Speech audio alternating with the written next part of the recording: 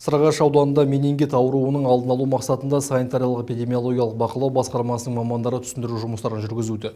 Мамандар көпшілік орындарды аралап, халықпен кездесулер ұйымдастыруда.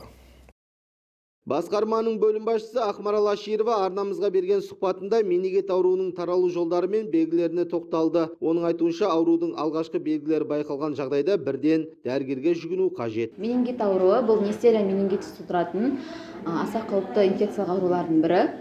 Оның маусымдылығы көбінесе қыс айларында және де ерте көктем айларында болады. Көбінесе 5 жасқа дейінгі балалардың арасында кездеседі. Бұл менингит ауруы бұл адамның ми қабатының зақымдануымен жүреді. Науқастарда көбінесе бірінші кезекте дене қызуы 40 градусқа дейін көтеріледі, бастың қатты ауырсынуы байқалады, сондай-ақ адамдарда құсу симптомдары, сондай-ақ шөлдеу, дененің қатты ауырсынуы, әлсіреу, сондай симптомдар пайда болады.